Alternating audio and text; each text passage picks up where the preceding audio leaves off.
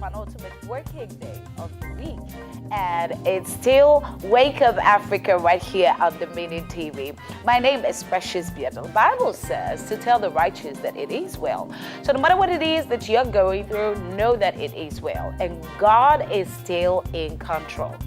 Right. And today, we're going to be discussing many things. Yesterday, the president had some sort of meet the press, right? And he's been applauded for the fact that has been maybe first in a long time. That a president decided that I'm putting myself at a position where people can ask me questions. And these are journalists who represent the people, right? And so they sort of like served as liaison between the people of Ghana and then the government. So that went well. Well, many questions came up after that, talking about organization and also the statements that the president made, and also the way he answered some of the very crucial questions that borders on the livelihood of the Ghanaian. And then also internationally, yesterday something really sad happened in the US, where Charlie Kirk was shot at a public rally, and it's not so good because he seemed to have been a very good friend, political friend of Donald Trump, the president of US. And so it's as though all hell is going to be breaking loose until they find the shooter. Many things happening, and we're here to bring all of them your way. Expect that we should be talking to the doctor today about whatever happens to your health and how you can keep yourself healthy. Today is Thursday, so we're going to be having sports, right? Carl, the general, is going to come our way with sports. I think the president also touched on some of the things that they will be doing for the sports community, and that's also a very good thing that we need to talk about. And then also we should get with the regulars, right? We'll do birthdays, we'll do weather, we'll get into Wake Up Buzz, and then if time permits, we will discuss as many issues as make the headlines for today. And this is your part that you have to play. Get on our socials, like, share, and drop comments and be a part of every discussion. For those who watch us from Liberia, Rwanda, Nigeria, and every other part of Africa, thank you so much for watching and loving us and staying tuned. We love you right back. Let's go for a break, and when we get back, the show starts off proper.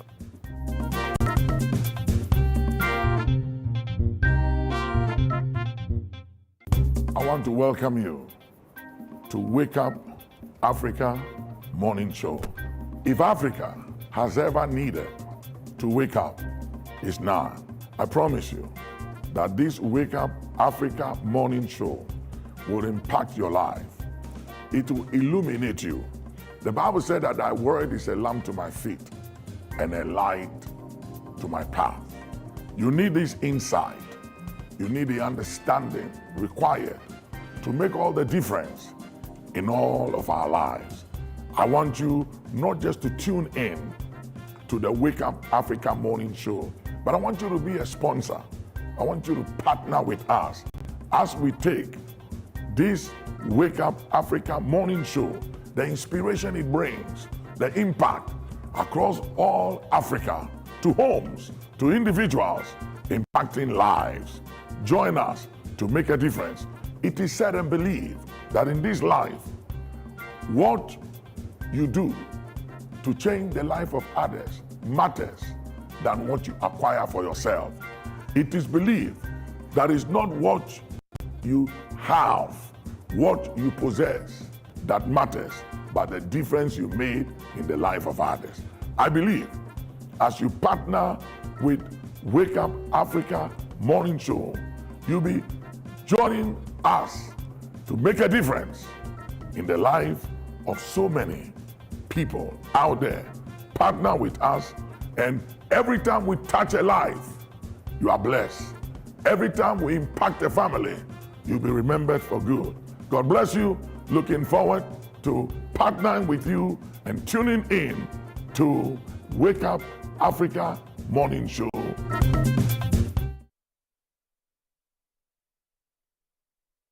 Weather report. Good morning, Mr. Solomon.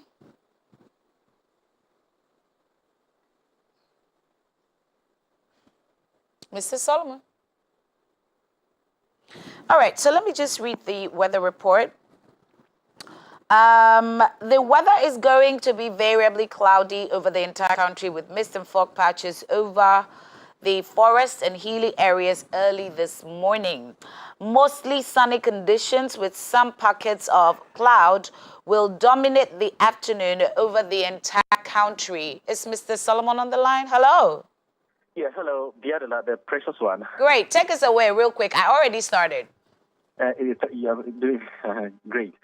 Thank you. Let me first greet our cherished viewers and listeners of Wake Up Africa on TV this morning. It's the last but one day of the working week, Thursday, 11th September 2025, and we are looking at the weather for today over the entire country. It's going to be variably cloudy and cold over the entire country with mist and fog patches forming over the forest and mountainous regions early this morning, with few areas, especially along the coastal belt, experiencing drizzle early this morning. It will be mostly sunny with few cloud cover over the entire country in the afternoon with possibility of isolated thunderstorm activities over the northern sectors, especially upper east and upper west regions, late afternoon into the evening hours. Today, the fisher folks will have heard the good news. The state of the sea will be calm today, hence they can or they are free to go for their daily activities today. Temperatures will range from 23 degrees Celsius to 29 degrees Celsius over the coastal belt, 22 degrees Celsius to 31 degrees Celsius over the forest and the middle sectors, 22 degrees Celsius in the morning to 31 degrees Celsius in the afternoon over the transition sectors, 21 degrees Celsius to 32 degrees Celsius in the afternoon over the northern sectors of the country. Let me also advise or notice viewers and listeners that tomorrow, if nothing changes, most parts of West Africa, including Ghana, will be under the influence of long hours of rainfall activities from morning to evening, regardless of the low temperatures. So we should prepare. If nothing changes, we should prepare ourselves so that there will be no inconveniences befalling any of us. So tomorrow we are expecting some rainfall activities over the entire country, especially the southern half of the country. So, Biadela, the precious one, this is how the weather is expected to be for the next 24 hours over the entire country. I'll keep you updated with any major changes in the course of the day for viewers and listeners to be very much aware. Thank you very much, Biadela, the precious one. Blessed day. Well, let's get on celebrating birthdays now. Happy birthday to these people. Yeah. It's your birthday. It's your day. One day out of 365. It's your day. One day out of 365. Happy birthday. Woo, to you. Happy birthday. Yeah. To you. Happy birthday to you.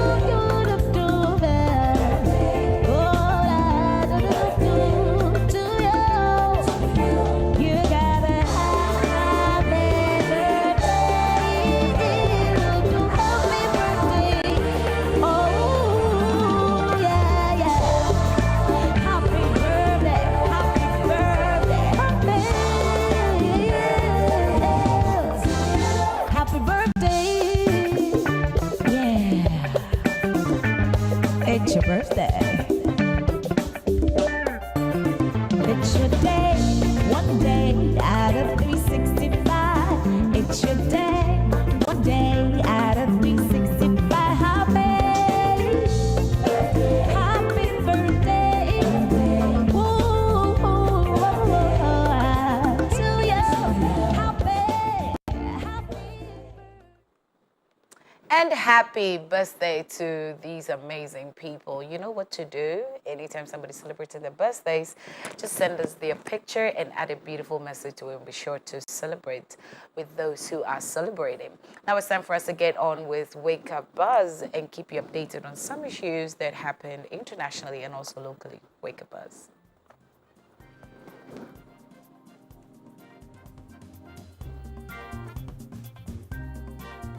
MPP condemns arrest of Abronye DC and accuses Mahama of political harassment.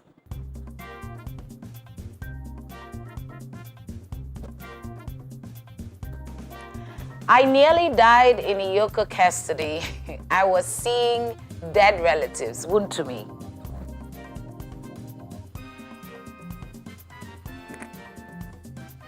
Suicide deaths rise 40% in 2024. Mental Health Authority raises alarm.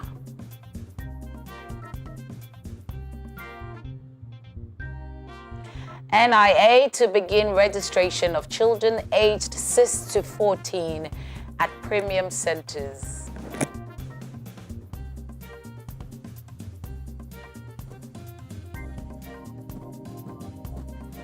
Palgrav Wachit Dankwa apologizes to Gonja youth over Kpinyiri conflict comments.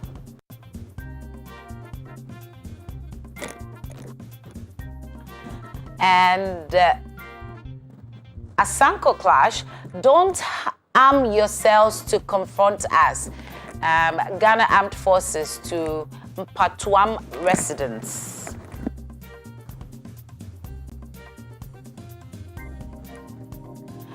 And in Ghana South, boyfriend stabs girlfriend to death at Chinese Down.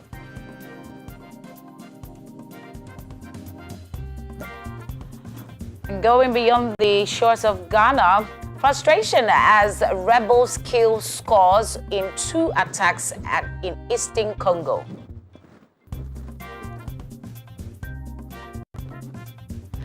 Flash floods wash away crops, roads in Morocco.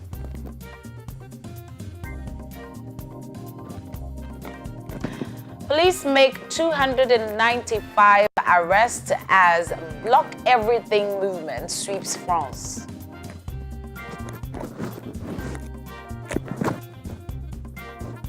One in 10 children worldwide obese, says new UN report.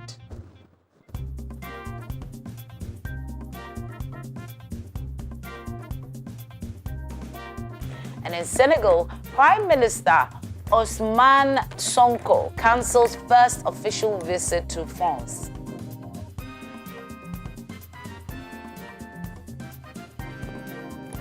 Gaza aid flotilla reports second drone attack in Tunisian port.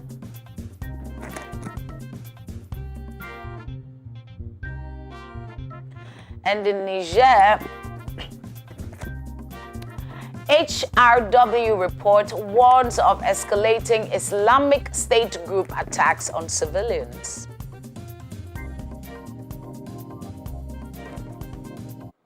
That makes it for Wake Up Buzz. We'll go for a break now, and when we get back, we'll get to discuss all the issues.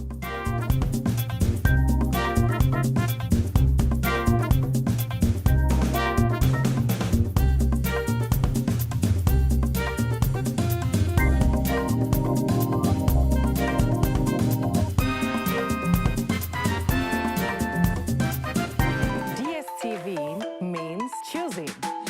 Amazing acting. Face friending while streaming. Front row at the gaming and super fanning while on the going. Winning! Binging and blockbustering. While others are white ricing, you're jolloffing. This looks so good. With something for everyone. Anything is possible when you're DSTVing. Start today with all sorts of packages to match your... I decree today that the power of God that is coming upon your life, no enemy will touch you and go free. Experience the power. Take dominion. In the name of Jesus. I prophesy. Doors of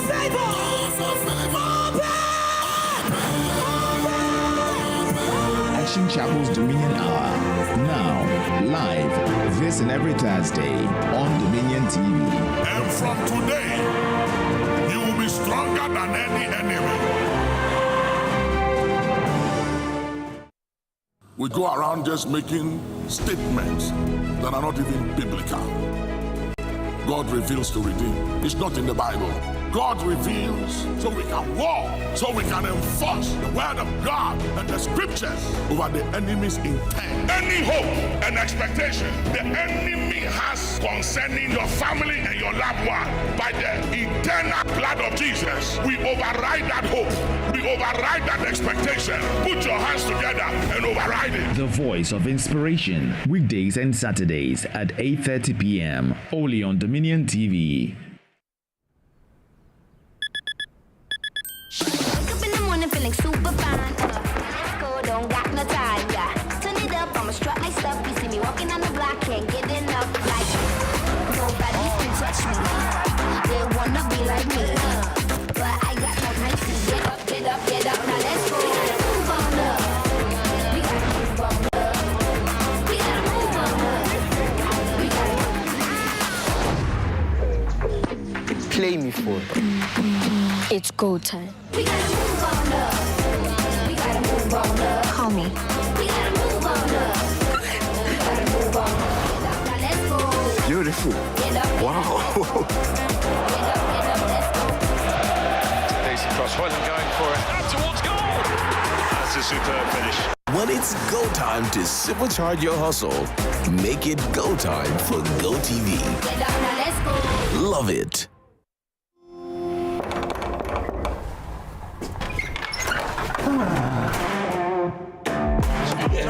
I wanted to make it a surprise.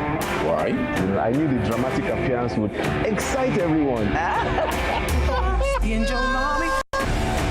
been looking for you for a very long time. Why are you so intimidated? But just complain that I'm fat. But you are fat. Here is my son.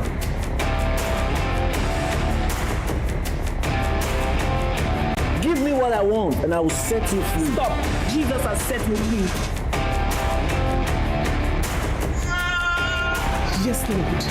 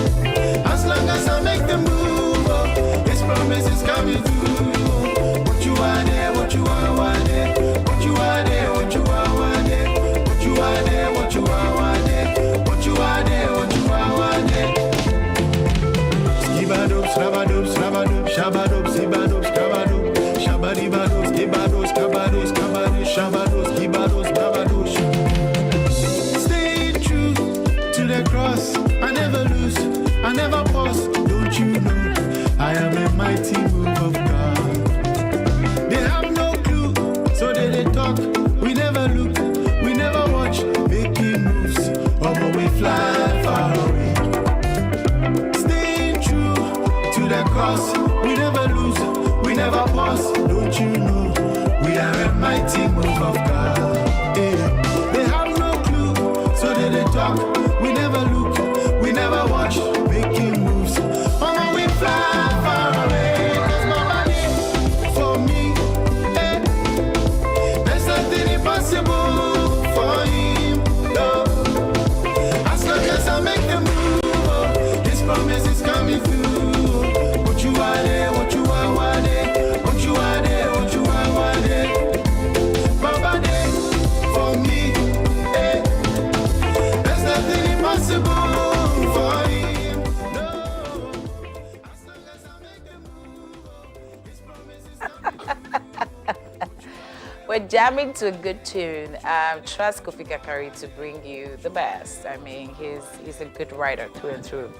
Anyway, now it's time for us to get on with news review. And as I said earlier on, many things are happening both internationally and locally. Yesterday, the president met the press. And, you know, journalists are serving as liaison between the government and the people.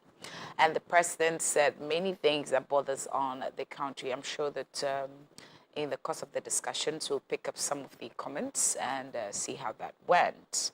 People were excited about the fact that it's the first time that, a president decided that, okay, I'm bringing myself, come shoot at me questions and things that you think are going on with the current government. And also people think the organization should have been a lot better, but first in many to come. So yes, that. And then internationally, yesterday, Charlie Kirk, was shot dead. And that's also another thing that we should be looking at today. Joining us again today in studio is Pastor Buddy. He's a forensic scientist and also a fine pastor, Gen Z pastor. He's 17, right? So Gen Z pastor. Because you already said it, you can't unsay it now. I've not said anything. But you know how they say silence is consent and so on. Silence is what? It's consent. Yeah. You started on a very bright note. But it's like you have how many shoes do you have? Quite a number, depending on how the Lord has blessed me. The Lord has really blessed me. So how many? Put a number to it. I can't put a number to it. I'm a woman. I Yesterday you wore blue shoe. Today you wore green, you wore green shoe. Yes. When you wore black shoe. Yes. Red shoe. Yes. Hey. And God has blessed me all my shoes are like 4. Because you're a man, you don't need a lot of shoes. In fact, 4 shoes is 2 black, 2 brown.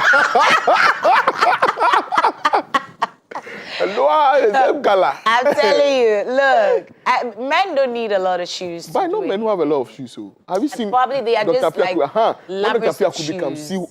See the shoe. I know, right? Has shoes. I think my bishop also loves shoes. But his story was the fact that at a point in his life, even to have shoe was really difficult. True. So when God blessed him, he was like, look, when I get to the shop and I see the shoe, fits me, doesn't fit me, looks good, metal in all colors. To show the devil that, I've arrived. Okay, starting from the bottom, we're here. My God. Can't do nothing about it. So yes, my Lord. But ladies actually love shoes and bags. I've also seen a number of ladies who don't really like shoes. I've never seen one in my life. When you find one, please call me. Yes. I'm yet to see one. She doesn't like a lot of shoes. She doesn't like shoes. She would do, not like she doesn't like, but she would rather dresses. So people love, and I also have friends who sort of like love towels and napkins a lot more than clothes. And so it depends on where their interest is. So it is what it is. I know a man who likes towels and it sounds ridiculous. I also know a man who loves towels and bed sheets, who wants them changed 2 or 3 times. Oh, it's Koku. It has to be Koku. Talking about Koku though, you know when we started the show, Koku was texting me and all, Charlie, what's up? Charlie, Koku. Embassy honey. Yeah, I do. I really do. I've called him honey again. This is the second day that you're calling him honey. Koku is like my blood literally flows through him. Do you get what I mean? And like he's a part of me. When you peel my skin off, Koku is there. I'm recording everything. Pastor Buddy. I'm recording you. Yeah, so that's it. Dr. Pia Kubi should be joining us pretty soon. And then, the pack will be complete. But let's start off with Pastor. But did you watch the Meet the Press yesterday? I was very disappointed. Really?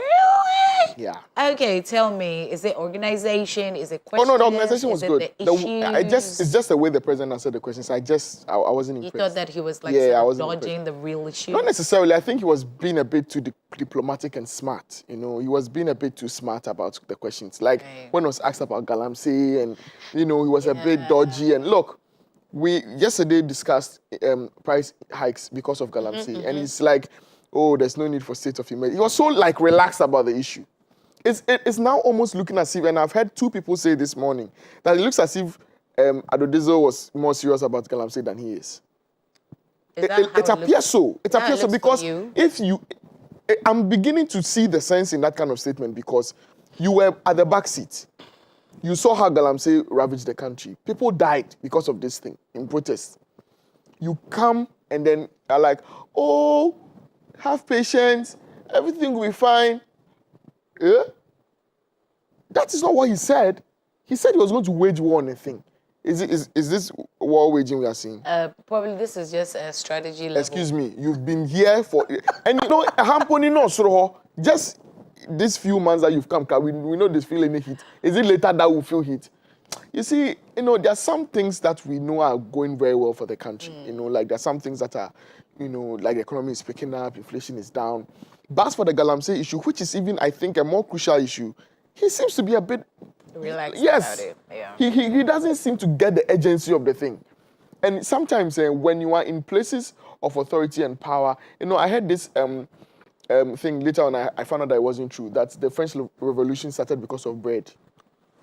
Marie Antoinette and Co, they were relaxed. By the time they realized their heads were rolling. When the populace starts complaining about a thing, and we can see the clear dangers and the clear effects of the thing, and then you downplay it, or you are too relaxed about it, you can't seem to empathize with the people, what is going on. And I'm not saying that he doesn't empathize. I'm saying it looks that way. Especially the way he's commenting about it in a very relaxed way. It's like, yo, guys, chill. And he was he mentioned that, it's not stopping the Galamsey is not an event. Also because this thing has been going on for so long, it would take a longer period to sort of deal with it. I loved the question that Kojo of Joy FM asked about the source of gold for the gold board. Right. And the answer of the president suggested to me that Galamsey was from both sources, legal and illegal. Oh, no, not illegal. But small-scale miners no, you see, small-scale mining is not illegal. Exactly. But when you listen to the way the question was crafted, right, it was, and then the answer he gave, I wish we had some sort of sneak peek, of what happened yesterday. So that I wasn't impressed. We can have you also noticed that this morning none of the major news outlets put the press conference on their front pages? Yep. Well, some did. Who? Which one? Okay, get to city. You mean newspaper? The newspapers. Oh, okay. Well, for newspapers. The newspapers. I don't see any newspaper say, oh, the president met the press yesterday, and these are the major issues. All of them are talking about Baumizi and some other people.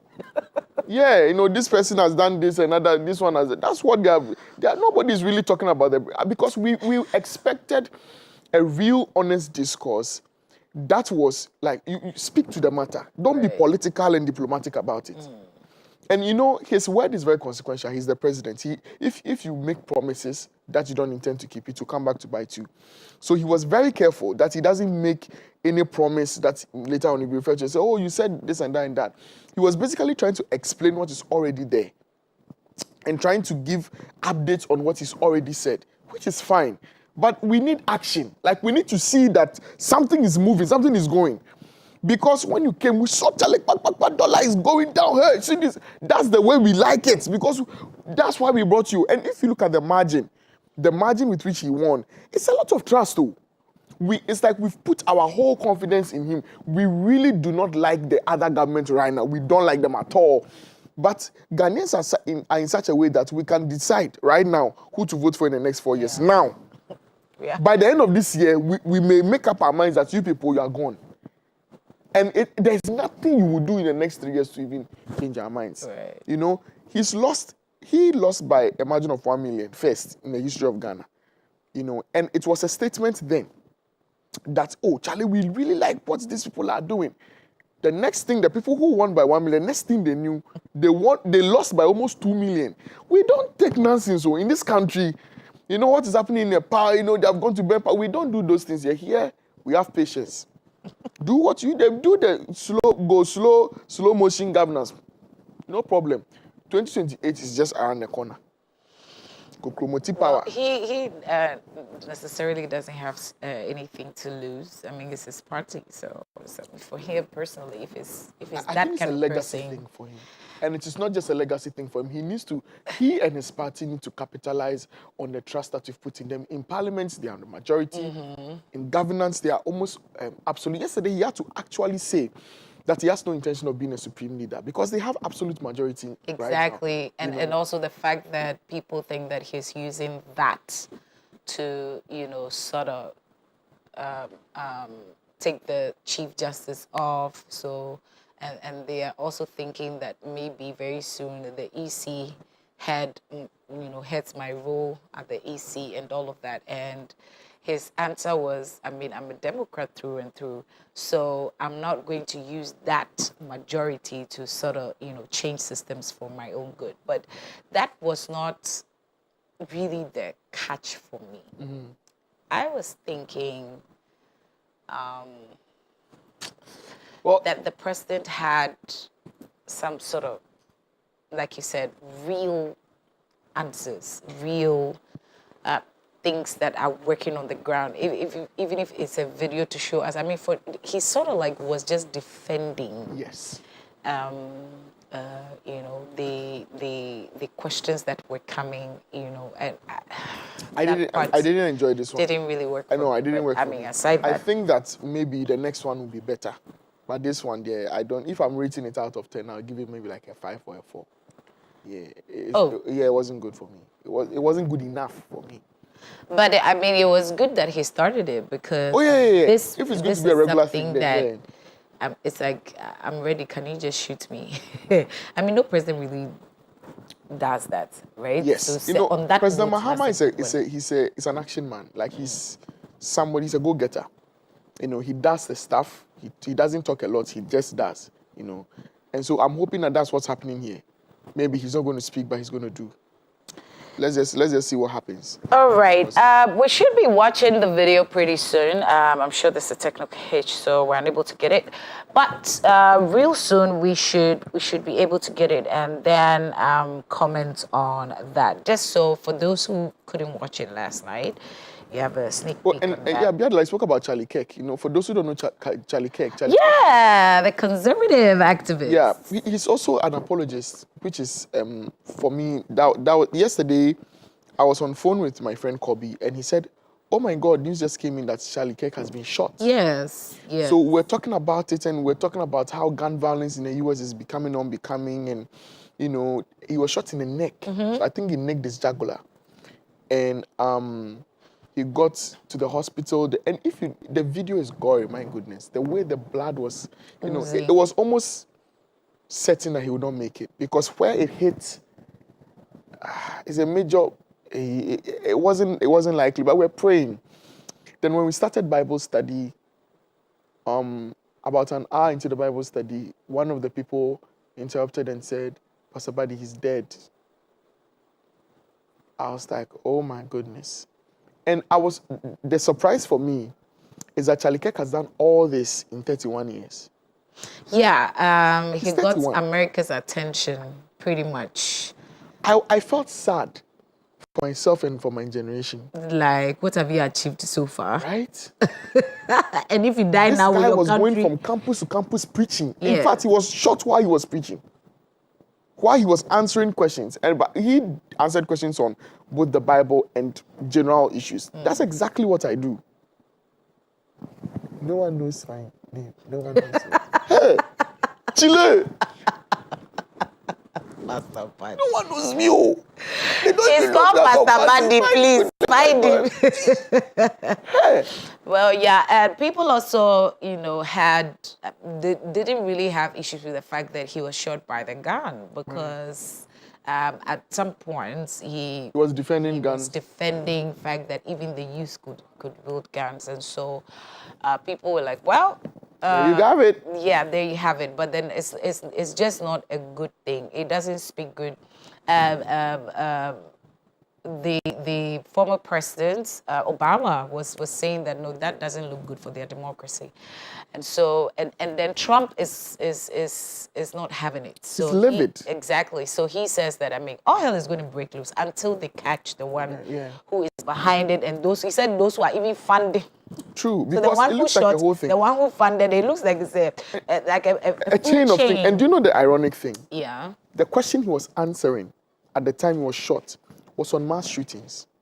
Someone asked him, what do you think about mass shootings? And he said, when you say mass shootings, do you include gang violence and everything? And the person said yes, then he was shot. I don't understand. The US is becoming ridiculous. Yeah, even Donald Trump himself, he was almost shot in the head. Yeah. Had he not turned his head at the last minute and he nicked his ear, the person was going straight for the head, and that would have been it. So if you don't agree with a person, do you kill the person? And these things are only happening in the US. Hardly do they happen in Africa. That's, I don't agree with this person, so I'm going to kill for Africa, we'll imprison you, we'll drag your name in the mud, right? Yeah. I think basically those are stuff that we're not that bold to want to shoot you.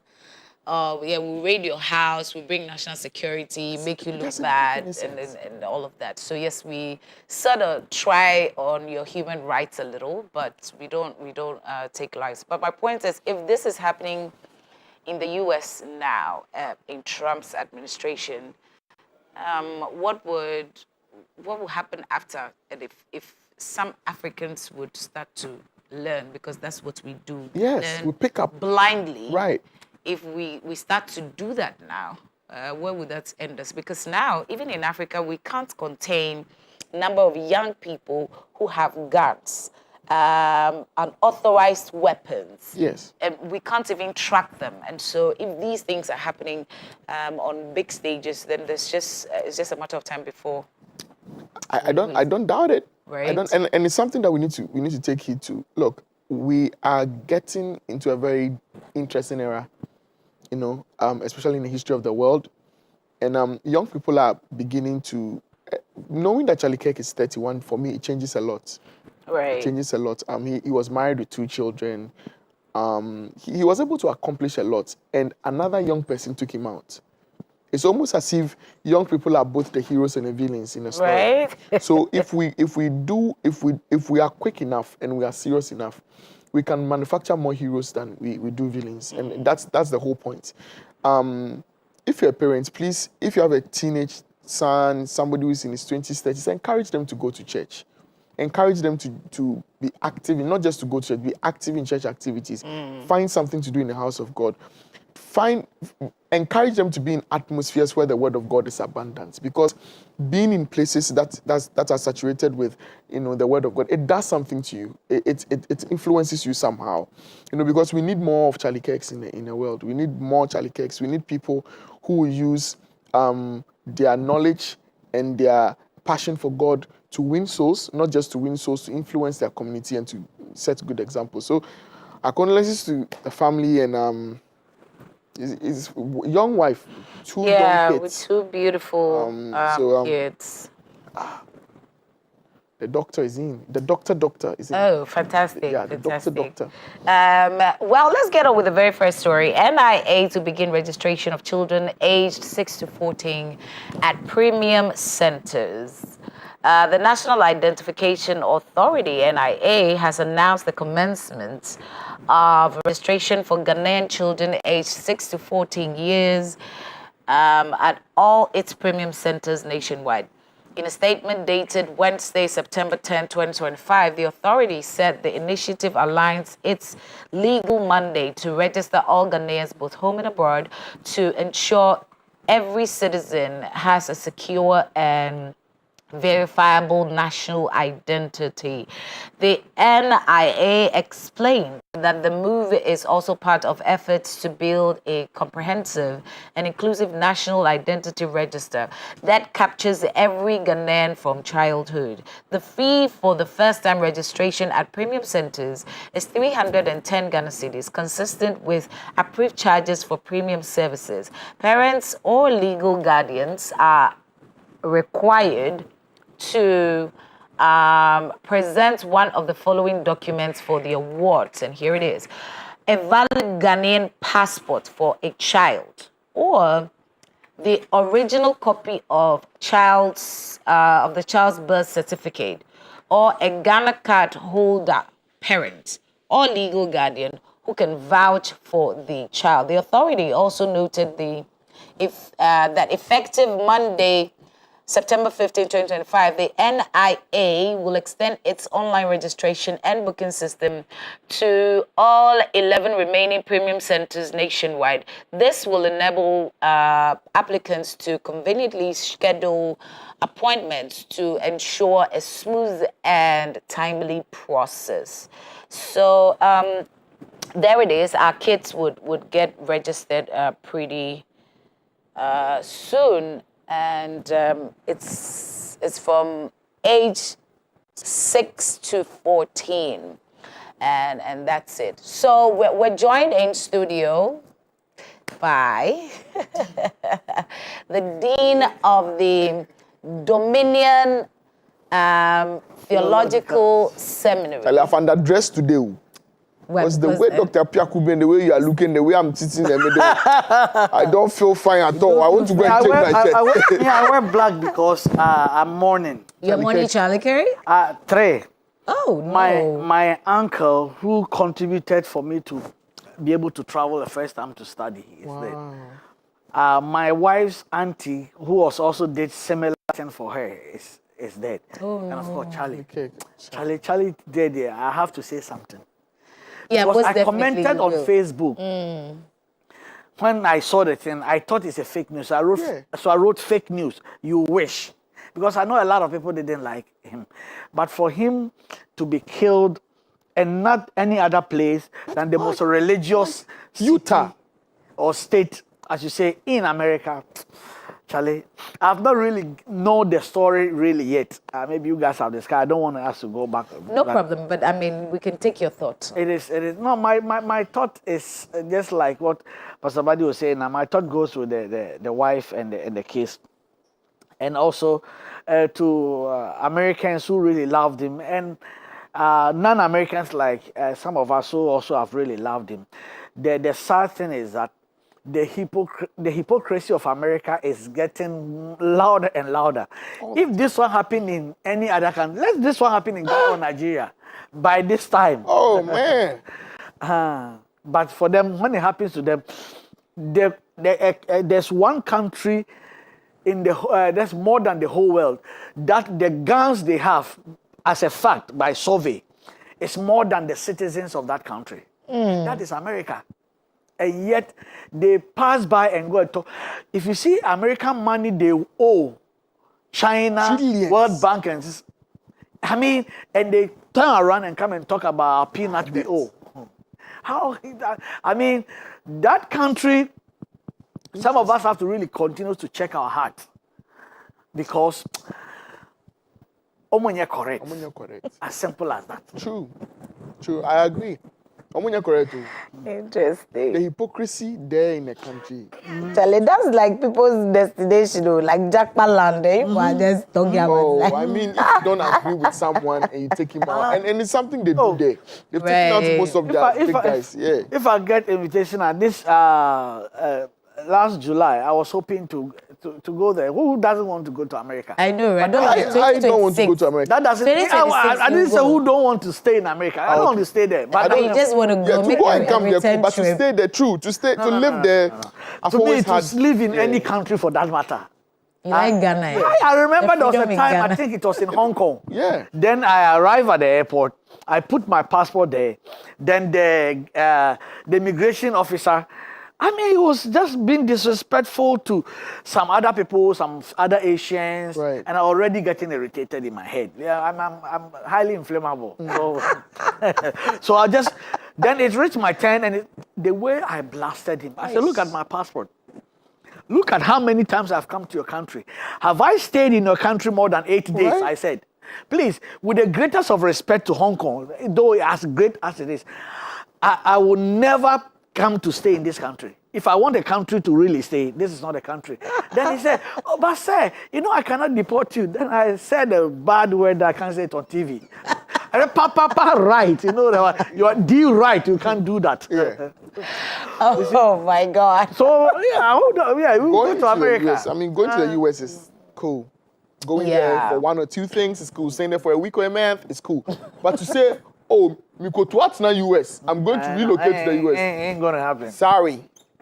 The environment is not right. Well, that's for you. You are blocking. I still maintain that. You are blocking that is his people's destination. Look, you speak to lots of people. My child will come home and come and say that I'm a girl trapped in a boy's body. I can't even slap the child.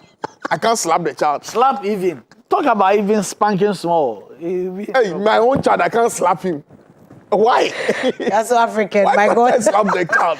It's because they've slapped you before, so you want to be able to give it, shed it out. Exercise the demons. As funny as it is, do you know that the black Americans, they do? Oh yes, that's for them. They will whip you. Juanita Bynum actually Yeah. said that one time. She said her mother, she put some, all these secular artists' picture on the wall, and then they organized a party. The mother was going for prayers, and when she came back, she saw the lights, and then she got that. She realized that her big sister actually was the one who saw them, so she went and gave them feel like that, Charlie, you have to pack everything. Mommy's in, and after everybody had left, and the mother came out.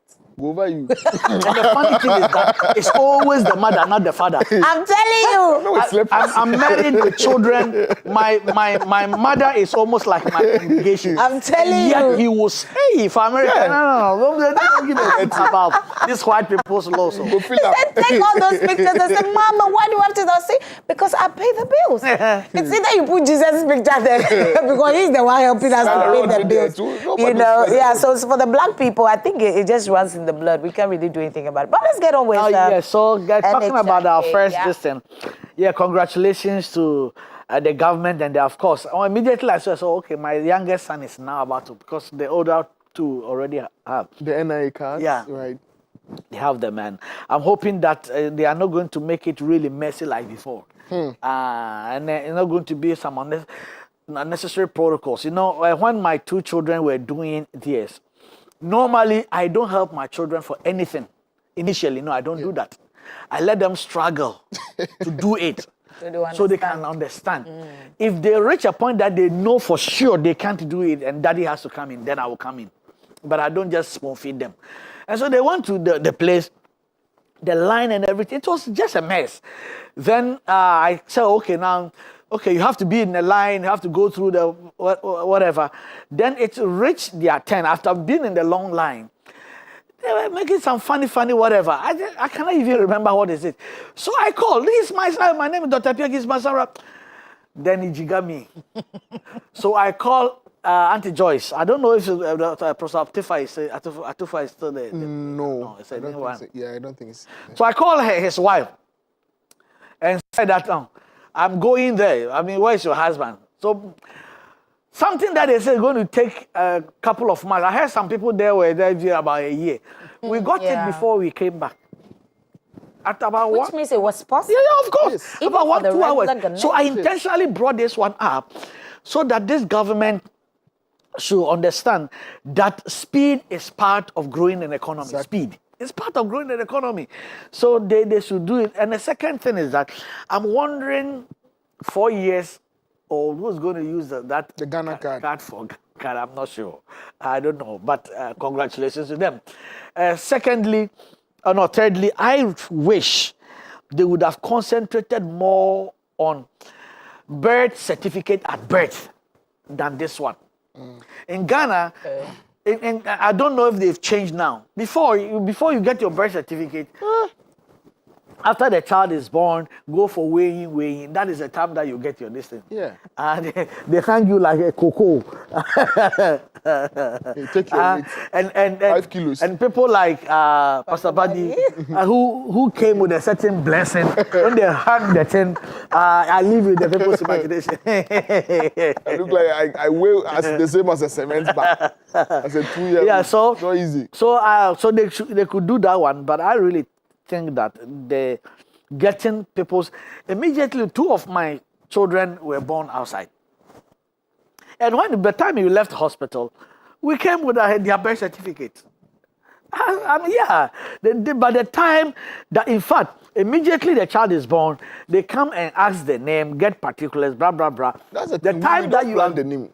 See, the name, no, we don't have it. I want to These name days the child. Yeah, These days because they have. you know we this have your to Gen wait. Z. We have to wait out the time where there's a naming ceremony. Exactly, outdooring. Parents Yes, will but decide, the mother will not decide who is truly the father of the. Because I mean those things are needed. Haven't you heard that people's children are not their children? But you know what? So some of us who are Africans living in those countries, of course, we still had the name ceremony. Yeah. Of course, nobody knew the name except us.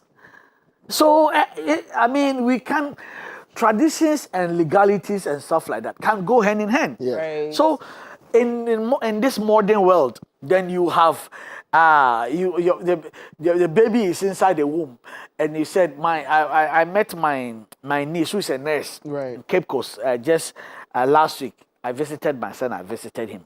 And she's pregnant. I said, "Oh, Mampokuya, you are pregnant again?" He said, "Yes, uncle." I said, "Oh." So it was I hope that this time it's a girl. He said, "Oh, I have not checked it yet." And I'm like, "You are a nurse. You're supposed to know and prepare." So when the child is born, then he's a girl. All the blue and the other dresses and stuff like that for the guys. And when he grows up and becomes a tomboy, then you are angry. Some people used to do that. I mean, they want to find the gender of the child and then prepare. But in some cases, there seems to be some sort of gender switch. True. But now we have, gender reveal parties. I mean, I don't know if you've been they do that. Yeah, I'm so not the down with moment that. you are through with that, There's really then no it need should for be- that. Me, Why not? For you, Pastor Buddy, there are many Pastor things. Buddy is No, my you are not. fashion person. And besides, you are not there yet. Proposal parties. So what if your wife... Exactly my I will point. beg her. A happy wife is a happy life. Yes, I say I'll beg her. I'll beg her not to do it. A proposal. And we beg you not to do that because It go over you for because the them. thing that he had carried for 9 months, the 3 trimesters he has gone through. I know, right? And gender reveal is done during a pregnancy, right? Yes. With so people 10 around. When my trimester. wife is pregnant, I don't want nobody coming around My for future wife, because whatever. you don't have wife. I speak in a spirit.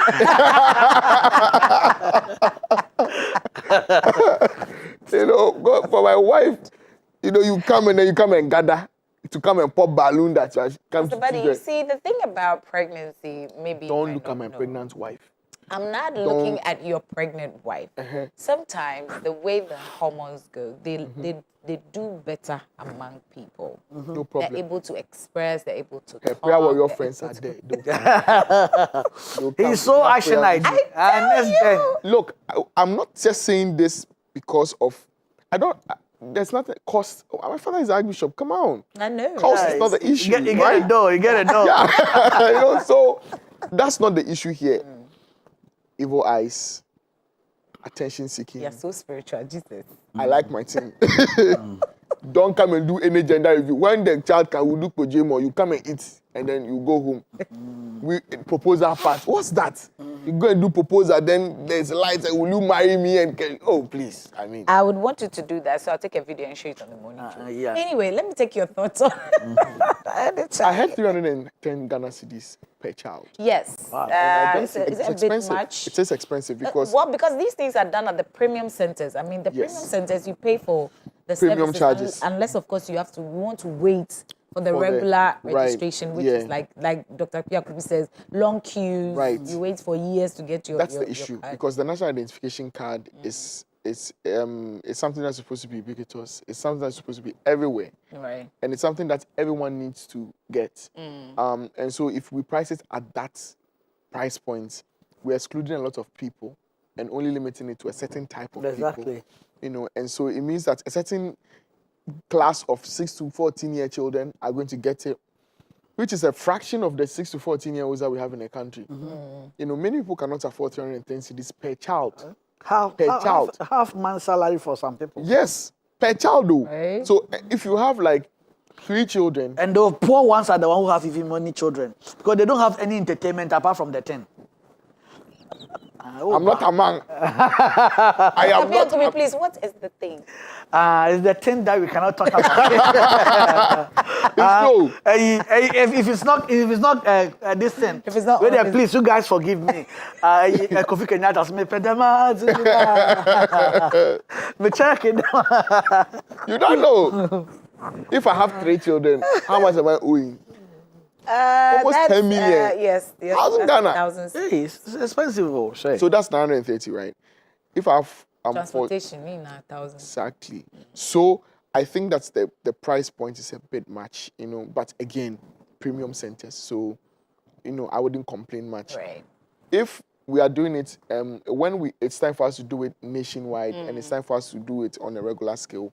I really hope that it is faster, like Dr. Piakubi said, and it is better. And now, the Ghana card, if you don't have Ghana card as an adult, you are really, really stifled in the country. You can't do much. Bank transactions require Ghana card.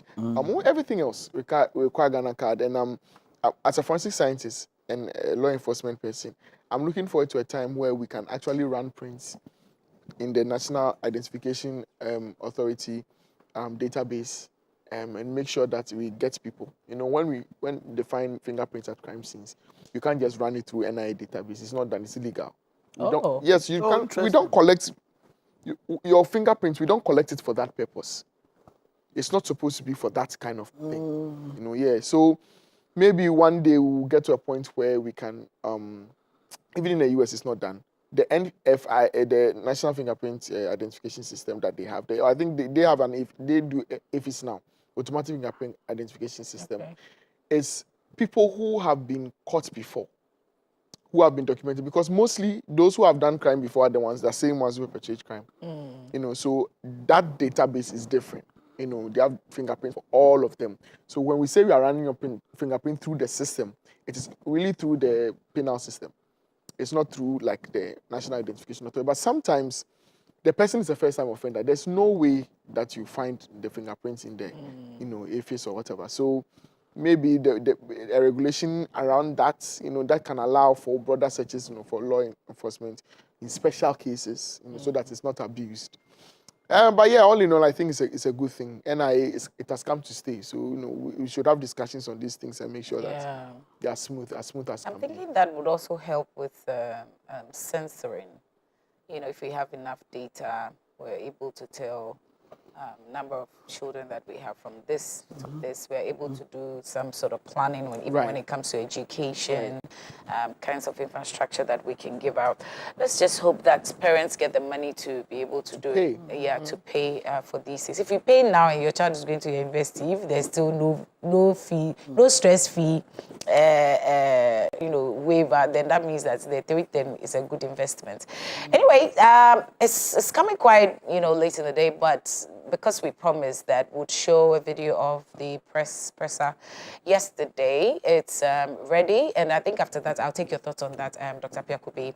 And so if it's ready, let's just watch it now. Mama Haruna from the Savannah region, and there's a lady at the back there, and Joshua from GH1.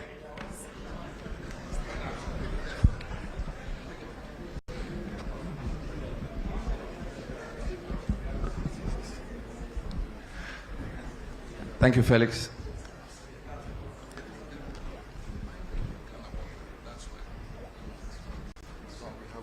Thank you, Felix. Before my question, I'd like to indicate that there was a question on Galamsey, which I believe has Yes, not I just answered. prompted His Excellency, and he will deal with it. Yeah. Thank you very much.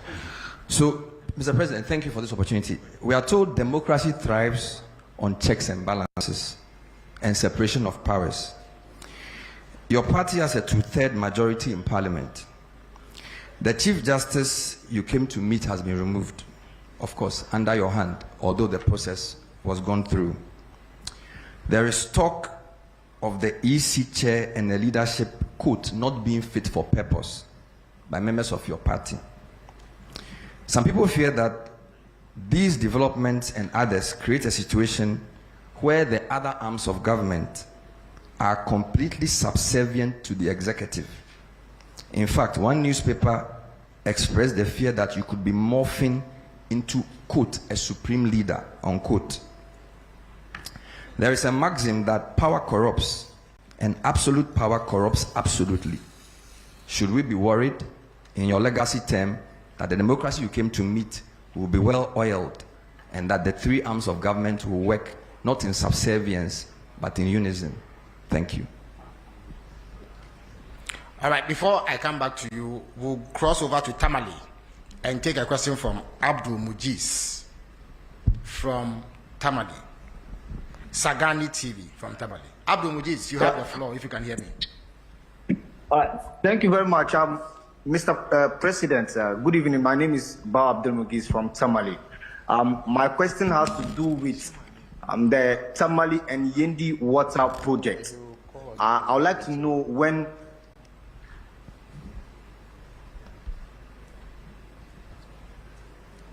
Well, we seem to have lost Abdul, but I think I can continue from. We would like to know when the Tamale and Yendi water projects will be executed.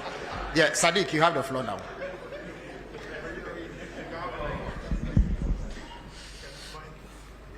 Good evening, Mr. President, and thank you very much for this opportunity. My name is Sadiq Adams from Angel TV and Angel Radio. Mr. President, the question is on national unity and peace. There has been a recent spate in social media accounts created by unidentified people purported to be representing ethnic and tribal groups. We have seen some vile attacks, pockets of that on social media, TikTok, and some of them in real life. There has been a number of them, and we observe over 50 that has been set up particularly to attack and inflame ethnic passion and tribal issues. If your security agencies have taken notice of this, what are the measures being taken to ensure that our national unity and cohesion is protected by education and sensitization, as well as trying to put this in a context of not suppressing freedom of expression, as well as maintaining the national cohesion that we have because of these kinds of threats and attacks from social media on ethnic basis. Thank you. Thank you very much. Joshua from GH1. I am Joshua Kujumensa, GH1 Television and Star FM. I'm glad to hear that you personally are telling us that indeed steps are being taken to repeal LI 2462.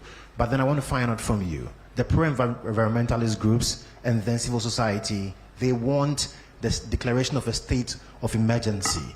Where's the difficulty in declaring that state of emergency? Thank you. Thank you very much, Joshua. Mama Haruna from Savannah. And then we'll take a final question from the lady from GTV. Thank you very much, Honorable.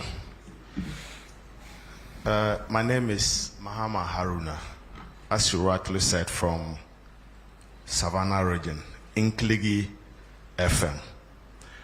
Mr. President, we expected you to say a little on the security situation in the country, especially the unfortunate Boko conflict, and recently the conflict in your own backyard of Savannah region. I know how uncomfortable you are with the conflict in your backyard between Gonjas, who are the landlords, and the Brefos, who are the settlers. They've coexisted for about 100 years until recently.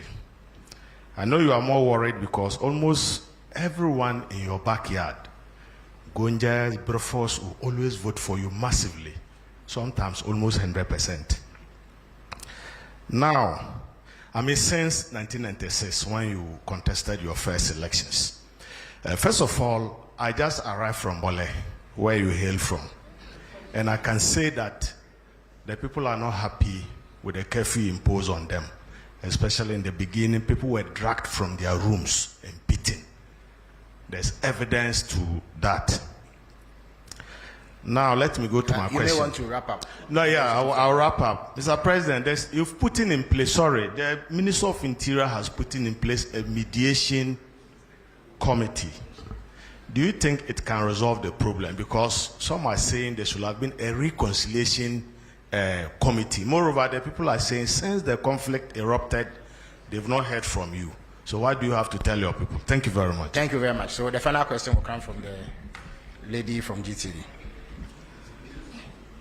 Good evening, Your Excellency. Thanks for the opportunity. I'm Salamat Kukwa Pinto.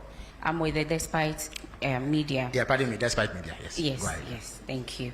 I wanted to hear something from the creative arts industry when you made your presentation, but I didn't hear anything. The question is that you have shown how you want to bridge the unemployment gap, but I want to find out that how do you intend, or can you tell us what plans you have in using the creative arts sector to solve the high unemployment? And also, please, I would like to hear what is happening with the Black Star experience. Thank you. Thank you very much. So His Excellency will now answer these questions.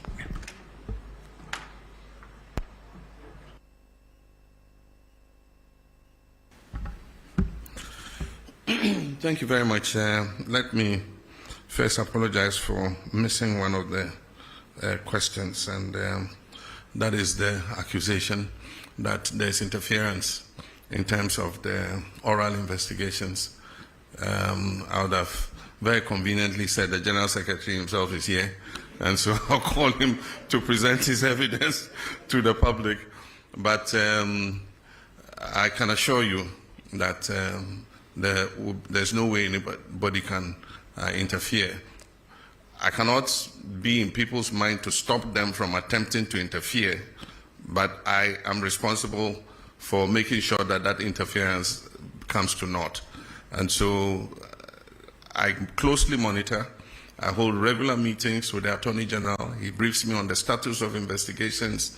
And so I'm confident that, the cases will go ahead based on their merits, and that nobody would have the opportunity to interfere. If anybody goes lobbying people or paying people to interfere, they probably are just throwing away their resources. All cases will be investigated and come to their logical end. If people are exonerated in the courts, I mean, that's what justice is all about. We will do our part, and we're being painstaking in preparing the dockets, and that's why people are complaining that it's a bit slow. But you don't want to hurriedly take a docket to courts and have it thrown out on technicality. And that's why you need to make sure that by the time a docket is prepared and prosecution starts, you have a watertight case that will ensure that you get a conviction. And so that's the process that we're going through. There was also a question that was tied to water, but it also had to do with Galamsey. It says that the justification for water company asking for such a steep increase was because of the cost of treating the water. And I answered it in terms of the tariff, but not in terms of the Galamsey in the water. But in my statement, I indicated that we just started with the Blue River Guards. We're training more and more of them. These are long expanses of water bodies. And so far, those we've trained are 600 and something. They are not enough to cover even the length of the Ankobra. And so as we recruit and deploy, because they patrol the water bodies, if they see any Shamfam machine on the water body, they seize it and we burn it, we destroy it. And so I gave you the number of Shamfam machines we have seized and destroyed. As we continue to increase the numbers of these Blue River Guards, I'm sure that we'll be able to cover the tunnel, we'll be able to cover the prow, we'll be able to cover the Ankobra. And we hope that then we will start seeing, some reduction in the turbidity of the water. But even more than those on the water bodies, the destruction is the forest reserves, because the rivers take their catchment areas from the water reserve. So if you destroy from the forest reserve, if you destroy the forest reserve, the river or the stream will dry up, because where it takes its water source will no longer exist. And so that's why at the beginning of the struggle, I said our focus is going to be on the water bodies and the forest reserves. And then we can stretch out to other areas. So as we train more Blue River water guards, we would see an improvement in the turbidity levels of the waters. Bernard said I'm in danger of becoming a supreme leader. Look in my face, do I look like a supreme leader? And that is to paraphrase Prof. Star. At Mills, do I look like a cat hunter? Do I look like a supreme leader? I'm a Democrat true and true. And even when we attained 2/3 of Parliament, I said that we're not going to use it to ride roughshod over the minority, and that we're going to give opportunity for democracy to flourish. And so we don't intend to use our 2/3 majority to steamroll our democracy. We believe that even though the people of Ghana gave us that overwhelming majority, it wasn't meant to turn Ghana into a dictatorship. They gave it to us in order that we could carry out reforms to make our governance better. And I think that we stand a very good chance with that 2/3 majority to finally move the amendments to the Constitution that we have all wanted. In the past, because of hung parliaments and all that, we couldn't make any progress, because there are some of those amendments for which you need an overwhelming majority. And so Ghanaians have given us that opportunity and say, look, go ahead and do these things so that we can have a better constitution that will take Ghana for many more generations to come. And so that's what I believe. But I certainly am not on the way to becoming a supreme leader or an autocrat. Yendi and Tamale water. Yendi, Tamale are 3 urban areas in the northern regions that suffer severe water scarcity, especially Tamale. Tamale is probably the biggest city in the whole of the 5 northern regions. The population has been increasing rapidly, and the water system has not expanded as fast to meet the demand of a growing population. And so we have to urgently expand Tamale, Yendi, and Damango has become a regional capital. It has started growing very fast, and it faces a scarcity of water. The Tamale and Damango water systems are under an EU program, and recently when I went to Brussels, it's one of the things we discussed. There's funding available for those 2 water systems. And so because we have a cap on our credit, external credit, of $250 million a year, we have to find space within that to be able to accommodate Tamale and Damango water. But I want to assure you that they are priority projects for government, and we definitely would fund them and make sure that before we leave office, Tamale and Damango get sufficient water for those cities to thrive. With Yendi, we are placing Yendi under the Big Push program, and so we're going to fund it with our oil and gold revenues. And well, yeah, so that's just a sneak peek of what happened yesterday. The president had his address for 30 minutes, first 30 minutes, and then he gave the chance to journalists to ask questions, not necessarily based on what he said, because people ask questions about housing, security, some of the things that he actually didn't touch on. They had 4 different sessions, to bring out answers, 4 questions for each session, and he graciously answered all of them. Pastor Badi already, said that he wasn't enthused about how everything went yesterday. The answers of the president sort of looked like, okay, he's dodging the real issues. But Dr. Piakube, Unfortunately for me, I like always the demeanor of the president. Right. So whatever he's saying, my mind didn't even go there, unfortunately. So viewers, please forgive me. We're just admiring the president. Just admiring. So it is also just I was telling you a while ago that President Mahama was somebody that I didn't even want to look at. No. I didn't want to hear. If I hear Mahama, I change it. Until he lost the election.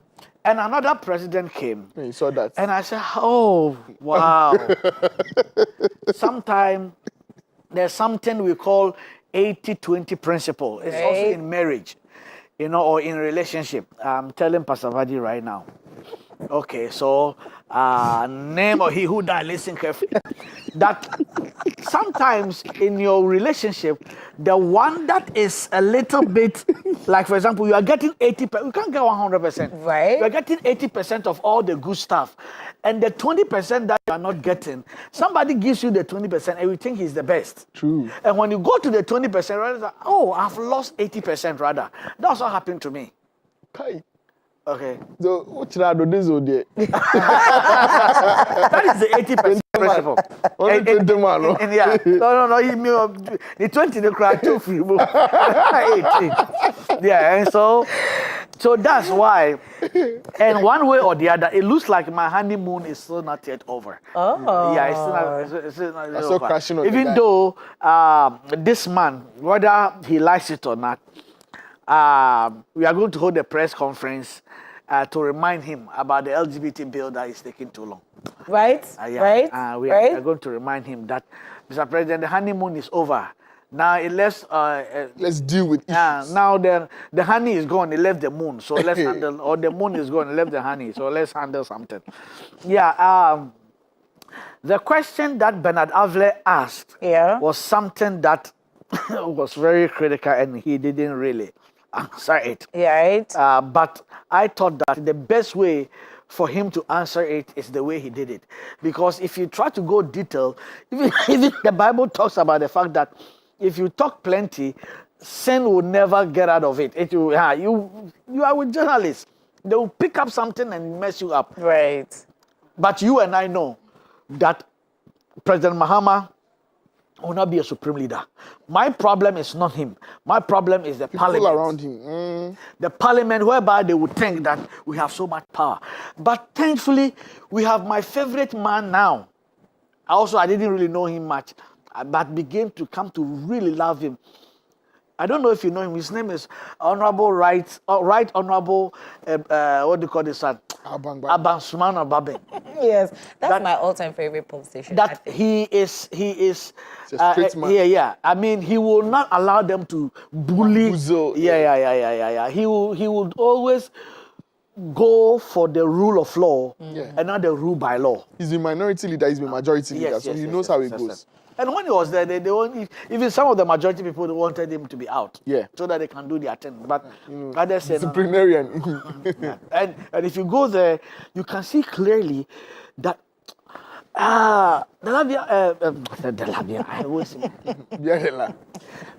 if you go to Parliament behind the scene, you can see the genuine respect both parties give to him. Hey, see also, they consider him like because he mentored both aisles. Right.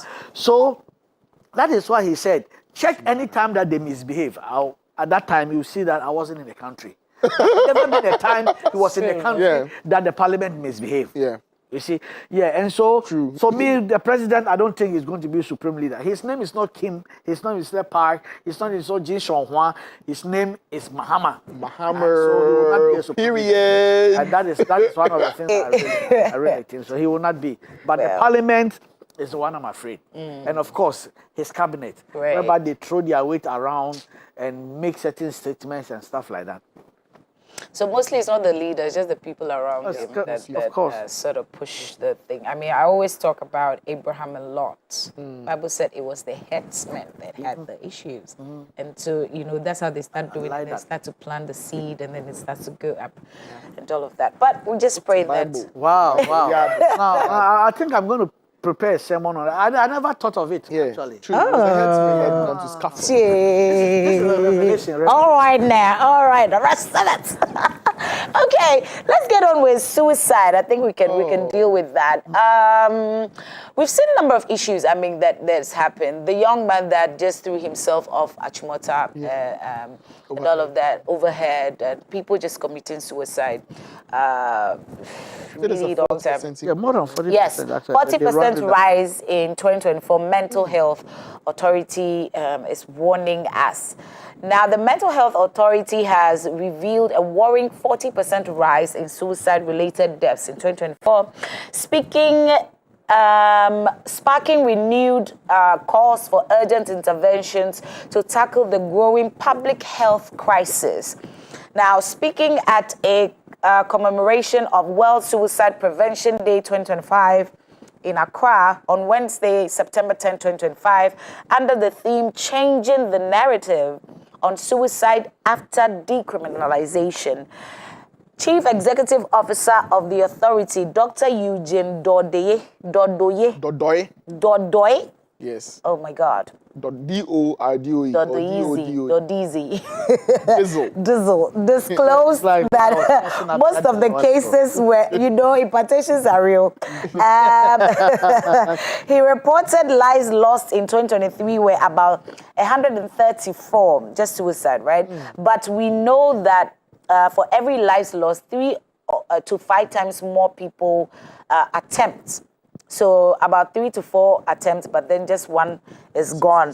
And for every attempt, up to 10 people are affected by it. Dr. Dodoye noted.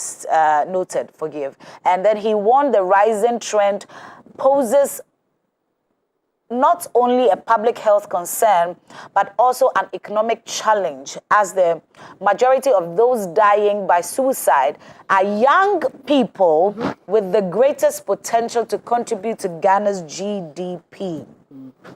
Unfortunately, we experienced up to a 40% increase in 2024, and the concern here is whether there could be an increase in awareness or reportage. We don't have all the answers, but we have to know that we need to do more. We cannot afford to lose Ghanaians through preventable cause of death. And if this is for 2024, I'm very sure that by next year, if we should do the survey bring out the stats for 2025, it would even be more. Because the number of deaths that we've seen via suicide just this year is a bit alarming. But then that takes me to the question of what is happening. I would look at it from different fronts. I'm thinking home fronts, there's no support system, community contributes to it and all of that. But we never really saw this much suicide. The number is a bit huge now in this Gen Z time as compared to before. I mean, our fathers went to Shaggy, but they sort of like... Yeah, it is because... It is because our fathers were taught endurance. The Gen Z are taught enjoyment. I wouldn't doubt it. And preach so now. when the Gen Z breaks relationship because the fact that they are not even compatible. Right. But actually in our father's time, the person is not even compatible before you meet him or her. You don't even know them anyway. They never married because of love. Almost all of them, they never married because you don't even know the lady or the guy before you even fall in love. Yes. You fall in love while you are growing. We'll discuss love later. You see, in those days, commitment was more important than excitement. So, or let me put it this way, justice style. Commitment were more important than convenience. Right. You see? And so that is one. Secondly, spirituality. Gen Z love, Gen Z spirituality now, of course, generally, had gone down. Even their music draws a lot of excitement but no redemption. So that has been the problem. That is, or sometimes put it, the attention is there. If you just look at that, the songs that they've been playing, it's very nice. We, the old folks, we dance to it. But the lyrics of the song, listen to some of the old ones. I mean, you see how the scriptural it's literal scripture. Yes. Right. Now we like to go with the one with the beats and not so much of all those things. That is another one. Is that now the message in the pulpit has always been how to make it, not how to endure. The gospel where the Bible talks about the baptism of suffering. Preach baptism of sufferings in your church. And I can promise you, you preach to the pews. It will leave you. That's true. So these are some of the things that is become. Does it mean it's not good? It's good, but balance is always important. Right. Now let's go about what do you call it? Emotional support or community support you are talking about. Now, I did a survey that an average man pick up his phone minimum out of the 24 hours, minimum of 12 hours. That's minimum, average. Even just, I can talk about myself. While I'm even also suffer, while you are here, we keep on picking our phone. We are not really checking what is there. We are checking what is not there. you expect, oh, what is coming? So we so Dr. Piakubi is scraping me. No, I'll leave here with bruises. I'm talking to myself too. That even sometimes you are lying down with your wife and you're still checking. Oh, me, I don't have wife, so. No, but. My phone is what I used to. Yeah, and so you've married your phone, since they don't have done the button. For you to transition, believe me, you might need a transition in Hacho or whatever. Yes. To come help you. They have a new office now, airport is closed. Okay, now it's closed. They are threatening me. Dearly, they are threatening me. You see, so the kids are always on their phone. So when they are going through, only the phone that can help. And sometimes what they get from online is not something that could help them. Exactly. Right. Last one. One of my best friends was among the lawyers who brought the proposal for us not to people who try to commit suicide. Right. We don't put them to prison. Yeah. And his argument, I can imagine real quick where we were in his car and was giving me all those things. It was a good idea. But you know what? There's always a flip side to things. Sometimes the person is trying to commit suicide, try to get, initially, sometimes it's an attention. And when attention doesn't work, before you are aware, because Lot did not go to Sodom and Gomorrah. He went near. Yes, he pitched his tent towards Sodom and Gomorrah. Before we were aware, he was in the middle. So it's always stages. So these are some of the things that, because of time, I will share. Fantastic. Amazing stuff. Yeah. What are you looking at my face? What should I add? Let the Gen Z stuff. I know, right? Hear your heart. What's your case? Because you agree? I agree with all the points. As a Gen Z pastor, what do you think is the way forward? I think that, first of all, it's coincidental or it looks interesting that we are living in an age where we've been taught to pray a lot of selfish prayers. And even though we are so self-focused, we are not doing well. Because the key to being joyful and coming out of depression is actually serving, being there for others. I really don't like this thing where young people are introduced too early to prophetic, things. I see you here, I see you there. I think that young people should be taught how to pray for long hours, to be drilled in a word, and then this is very important, to be taught how to intercede. How to forget about yourself and pray for your mother, pray for your father, pray for your siblings, pray for other people. How to forget about yourself. how to be selfless. See, human beings naturally are not selfless. Yeah. It's something we need to learn. And if you teach them at a young age, as they grow, it's something that it will stick with them. So I think that's what we can do as pastors, especially people who are pastoring young people, is to help the people that we are pastoring to forget themselves. Whenever somebody is depressed, it is a spiritual attack, and the attack is to two ends. Number one, that you say the wrong thing, or number two, you not say anything at all.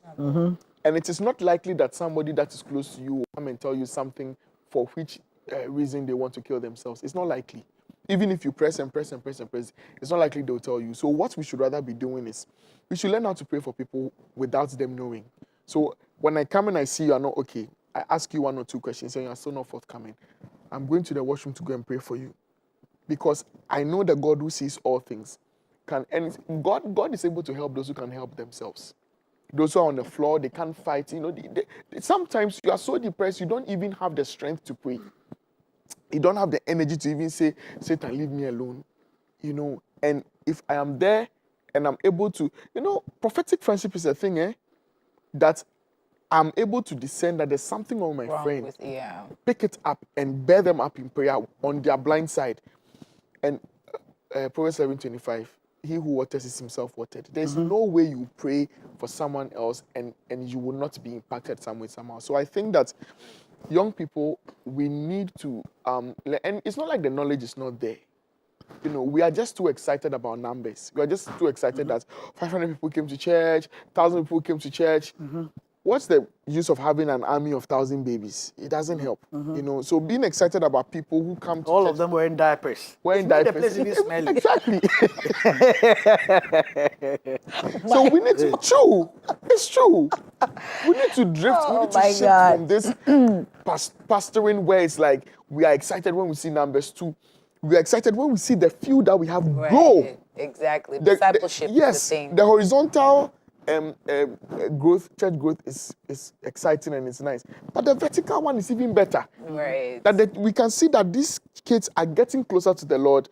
They know how to pray for their parents. They know how to pray for their friends. They know how to pray for Ghana. I'm going to take that as your last words. Very last words. I thank you very much. And please, if you're out there struggling with any kind of problem, having suicidal thoughts and stuff like that, please be encouraged. Killing yourself is not going to solve it. You just don't do it. It's not going to help. Anyway, Dr. Pia Kubi, thank you so much for coming around. It's always a pleasure to have you, right? Yeah, Dr. Pia Kubi has a way of just hitting on hard issues, but you still smile after it. Because I'm a Filipino pastor. All right. Fantastic. And also, Pastor Buddy, thank you so much for making time. Well, we're going to have to go for a break. And when we get back, there's sports, there's conversation with the doctor, bothering on your health and all of that. One of the things that the doctor speaks about is the fact that people don't talk, people don't express, people don't open up, especially men. That's why a lot of suicide is going on. So please open up and talk. We'll talk to a doctor after this. We'll be back.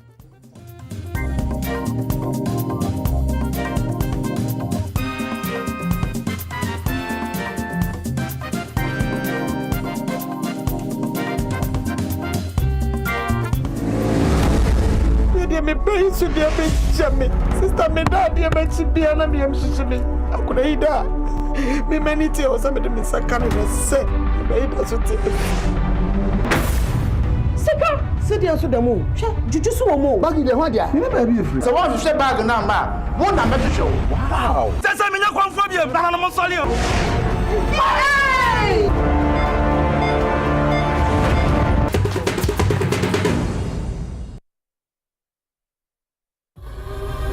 No matter how far you run away, you always come back to where you started.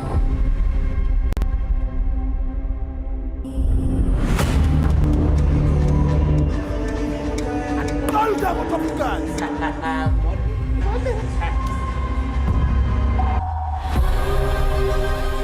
Tortured, mutilated, fingers cut off. I'll lend you the money. My boss believes in giving players another chance. You don't know what to do if you don't have the money to pay back. Come and listen to me. Sir, it's done. Good. 1 week. That's all you got to pay up. You've been gambling. Again. Unfortunately, we're still chasing shadows. He's clearing the board to make way for something bigger. How could you do this to us, God?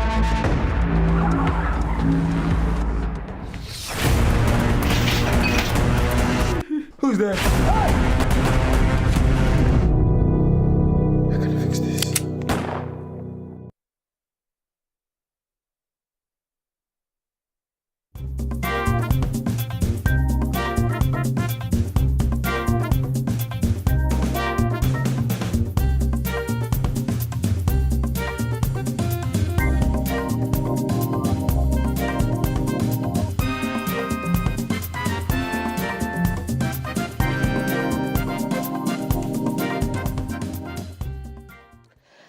And I know that I promised that we're going to do sports. Definitely we will before the show comes to an end. But now we want to ask the doctor. And for the first time, well, we should be having the doctor on Zoom, right? Dr. Ifyong from the Bank Hospital. Good morning, Doc. Good morning, PDL. Can you hear me? I can hear Can you hear me? I can hear you, Doc. I hope you're good. I'm very well, by grace. How are you? I'm good. Well, that's the first. Seeing you on Zoom, not so bad. I know. Anyway, well, thank you for making time to, join us. I can actually tell that you're in a consulting room. Am I right? Yeah. Right? Yeah. Anyway, so we'll just do this real quick so that you can get back to work.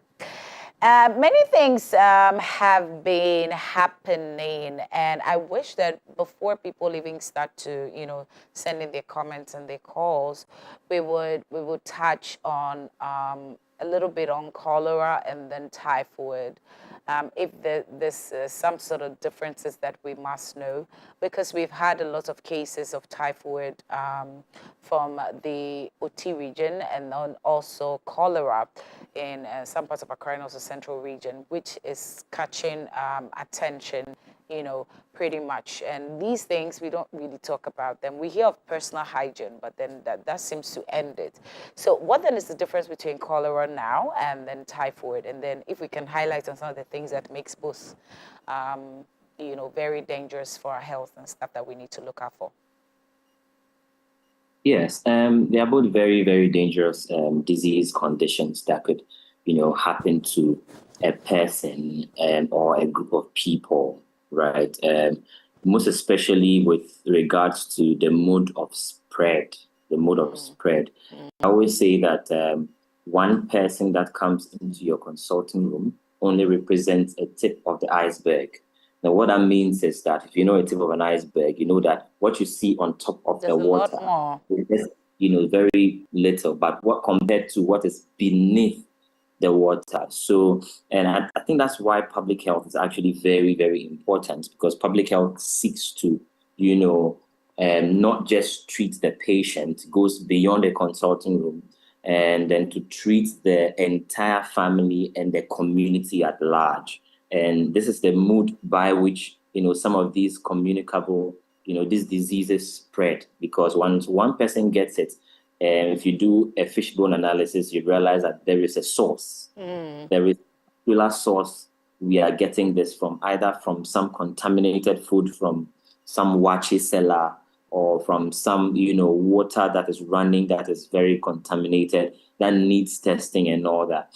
So yes, so there are both conditions that could be caused by a bacteria, right? And for cholera, it's called Vibrio cholerae, right? And most people get them when you drink unsafe water, you eat food that is not properly stored, kept well, contaminated, and poor sanitation and hygiene and all that, especially with regards to hand washing, something as very basic as hand washing. But hand washing was one thing that during the COVID, saved a lot of lives, even if they didn't know that it did save a lot of lives. But yeah, so there are disease conditions that could, cholera, for instance, could make you produce, watery stool. There's a typical classification, we call it rice water like stool.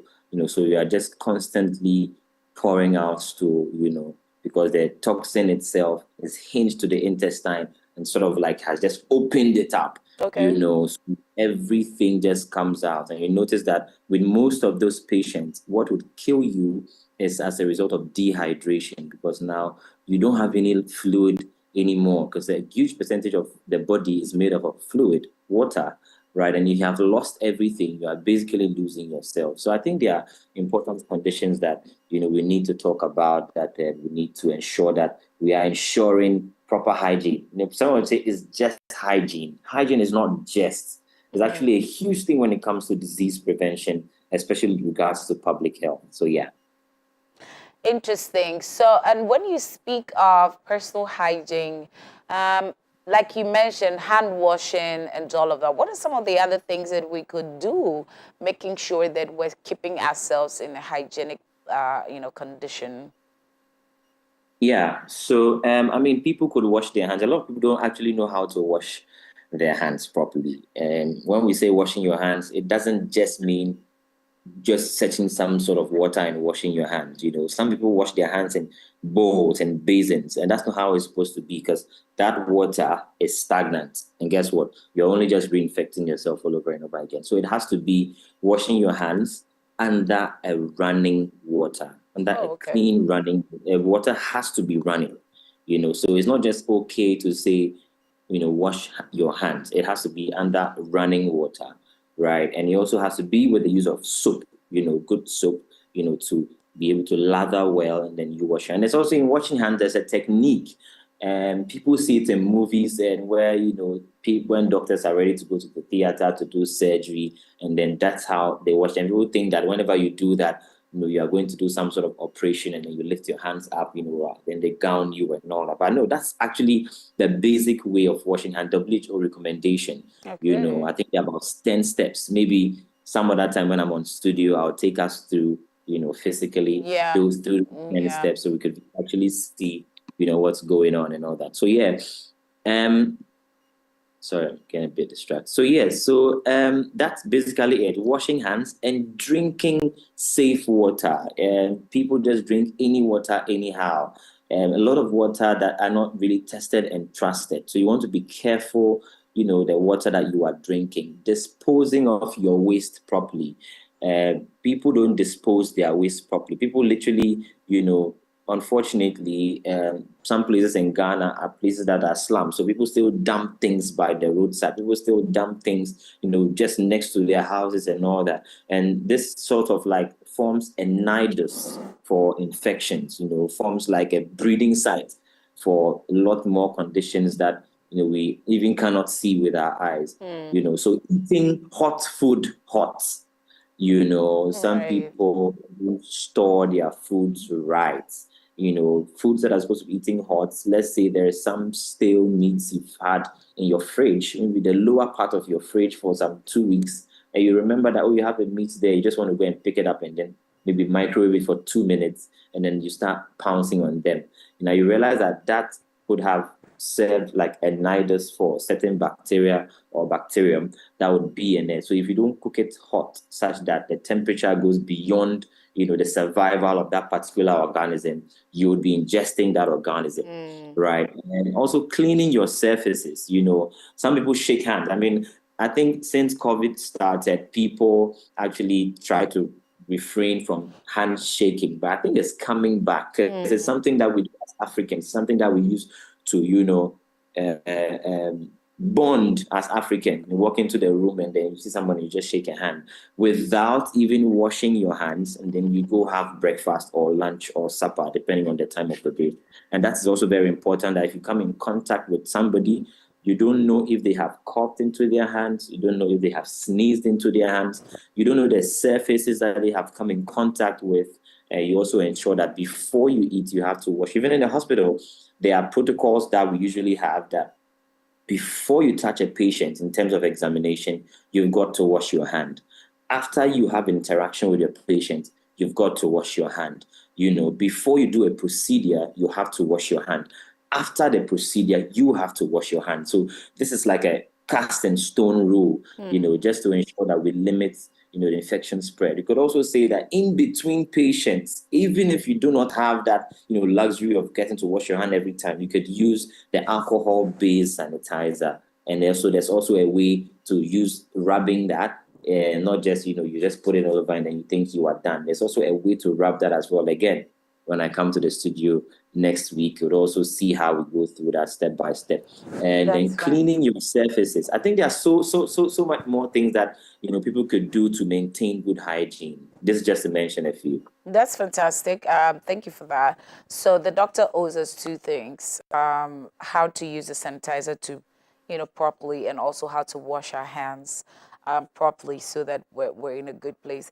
You mentioned that people who live in the slums, just are sort of exposed to these things because of certain activities that happens in their environment. If for somebody who lives around such a place, of which we know that here in Africa it's not just easy to sort of move around because of maybe just environment. So for somebody who lives in that area and has no environment that supports these things, what would you advise they do differently from just keeping personal hygiene? Sorry, can you kindly take that again? Where did you hear up to? Someone, you were talking about those who live in slums. Yes, so I was asking about if somebody lives in a slum, which is an area that they might not easily be able to move away from, and we're all, getting into personal hygiene, but they're still not to, have been fetching so much water, because the moment they do that, they're still in that environment. It comes back to bite them. What should they do differently? Yes, I mean, one thing you do differently is be intentional. Right. Now, so you can hear all these, or hand washing of your hands, drinking water and all that, but if you're not intentional about it, you might not be able to achieve that goal. Right. And being intentional about it, I'm saying, and it could actually start from you being aware that you've got to wash your hands.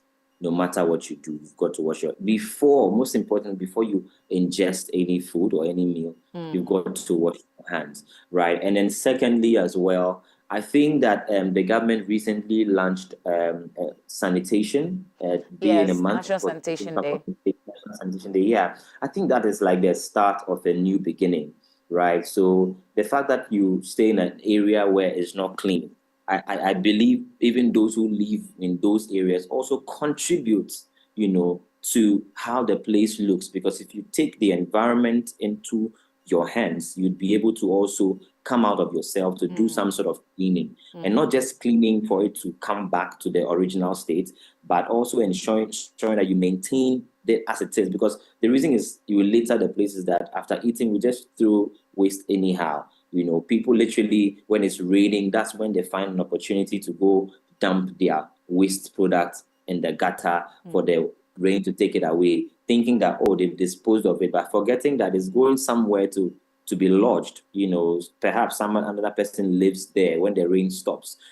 So I feel like if we come together, as a nation to ensure that sanitation is something we take very seriously, I don't think that these diseases would, be able to spread the way they spread, because you notice that even in the high class society, most of the time do not experience, some of these diseases because they try to, curtail them, and all that. So yeah, so I think that's something that we should do: be aware, be intentional, and even when you clean your environment, ensure you maintain cleanliness. Yeah. Right. So be aware, be intentional. You also mentioned, when you started to talk about the symptoms, I wish that we could have more of that. You mentioned passing Watery's tool. Is headache part of it? And which other ones should we be looking out for that would want us to come to a health facility? Yeah, so I think you mix two conditions together. We're talking about cholera and then typhoid. They both share similar, when it comes to symptoms. Yeah, they both have similar symptoms. But the classic one for cholera is what I describe as rice water stool. Passing stool frequently, uncontrollably, and all that. And then other symptoms that you might have would be associated with the, side effect of passing watery stool, which is dehydration. Okay. Now, when you are dehydrated, you become lethargic. What we mean lethargic means very weak. You cannot do anything anymore. You're just very weak. You become extremely dizzy. Sometimes you experience abdominal pain. Some people complain of tummy pain. Some people also vomit as well. Sometimes you are passing through, you're equally vomiting. You are passing through, your vomit. You're just losing electrolytes or salts of the body, losing enough salt. And then you start having complication of losing those salts. Your sodium will be low, the potassium will be low. All these salts go low and you start having the symptoms of having low salt in the body. And so basically that tummy pain, diarrhea, vomiting, and you could have headaches. You feel very tired, very weak, actually, very, very weak, that you cannot do anything for yourself. So basically, those are some of the symptoms that one might experience. Which group of people are really at risk when it comes to this? Everybody or just some people? Yes. So if you notice from when I started, you realize that the means by which we contract these diseases, you notice that everybody is at risk. Everybody is at risk, right? But then there are some group of people that perhaps might experience a higher risk, right? Than others. I mentioned that those in the high class typically would not experience some of these disease conditions. But then again, if you come into, an executive meeting and there is someone who perhaps had maybe used the washroom without washing his hands, and maybe eating some sort of contaminated food and then all that, and you come in contact with that person, you've shaken that person, then after that you go have a meal or grab some meat pie you have to hold and ingest, you are also at risk when it comes to that, right? And then when you come down to the low-income society or the low class, you notice that the environment that they live in, the fact that they are not intentional about keeping it clean, their surfaces are always not cleaned, disinfected, they don't wash their hands as regularly as they're supposed to, you notice that everybody, even when one walks into the studio right now, you grab a handshake from somebody, and we don't know where that person is coming from. We don't know if he's been infected, or something of that sort. So that's basically it. Everybody totally actually is at risk. But again, there are some group of people that would stand a higher risk than others. Right. So let's get on with treatment. What should we start to do from home? I mean, yes, you've spoken about how to prevent it and everything, but just in case it comes, what do we start doing before we get to your facility?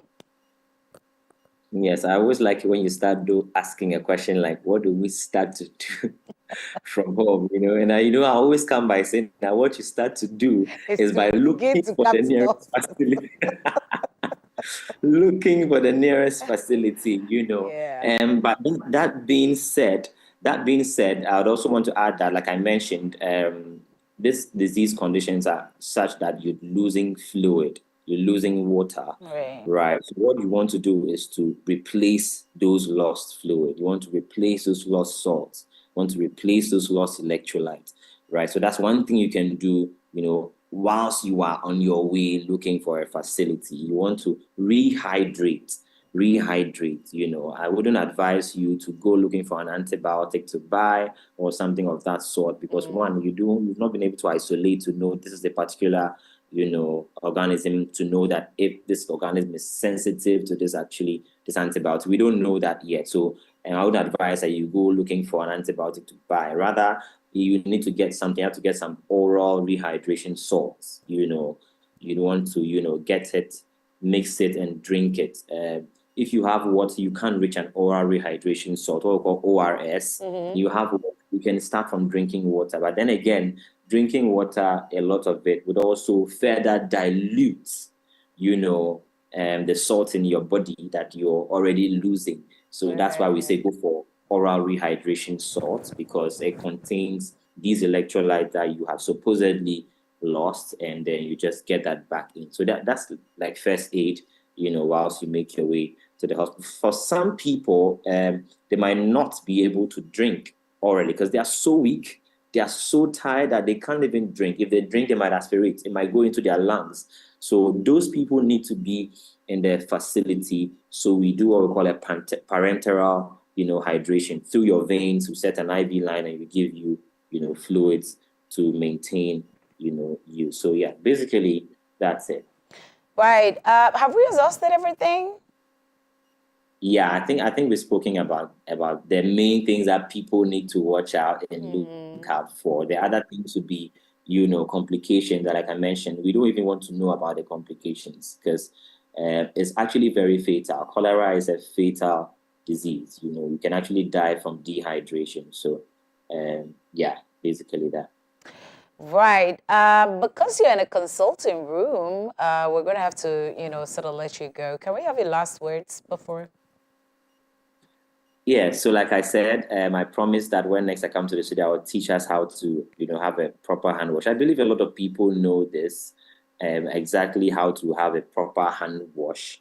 But because we feel like we are out of COVID season, we feel like, COVID was the only reason why we needed hand wash. But that isn't true. There are so many other diseases that you cannot see with your eyes that mere hand washing, takes away. So I'll teach us how to go through that, and not just knowing how to have a proper hand wash, but the times in which you have them: before you have your meal, after you have your meal, after you use the washroom, and all that, right? So you have to be very intentional about knowing that, I just touched a surface. Maybe I'm in a hospital and I open the door.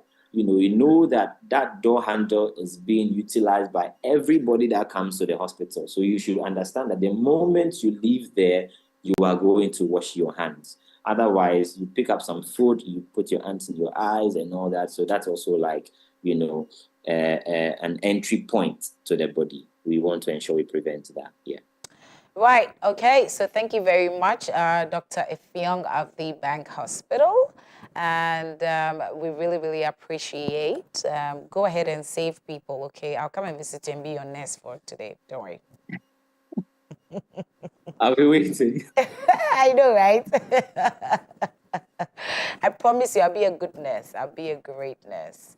Well, but thank you so much and have a blessed day. You too. Bye. Bye. Yeah. Well then, now it is in your court. I mean, everything you do has everything to do with your health, right? So where you live, how you keep your environment, how you keep your personal hygiene. You heard the doctor. We're talking about drinking clean water. I don't know how this would sound in certain areas where illegal mining is going on, where the populace depend heavily on these natural water sources, and they don't have enough to actually import water. So these are the things that we engage in that doesn't only affect us, but affects other people. I told you that we're going to have sports, but it looks like we're not going to have it today. But another thing you should know is that yesterday the president promised that there's going to be construction of new sports stadiums where almost in every major district, or there should be some stadium that people can go in there and do some good sports. And it's also speaking about the fact that they might want to contract other people who have lesser pricing, so that we're able to use more to create more stadium for lots of people to also enjoy their sports. And congratulations also to the teams that are ready to go into, congratulations already before they get into the Ghana Premier League season. Well, that's just about it. And my name is Precious Biadla. Thank you so much for sticking and staying. Right about now, we're getting to Dominion Hour, where we get to pray, enjoy the presence of God. 100 days of fasting is still going on. We meet in person at 6 a.m. and then at 12 online, and also 6 p.m. in person, just to pray, seek the face of the Lord. If you started already, great, and you should just continue. Don't give up. But if you're yet to start, please do. Because it's also good for your spiritual health. Well, that's just about it. Thank you so much to everybody who stuck around and watched us, those who watched it from Liberia, from Kenya, Nigeria. Thank you so much for sticking and staying. My name is Precious Biadla. We'll be sure to be back tomorrow to do it all over again in Coco's voice.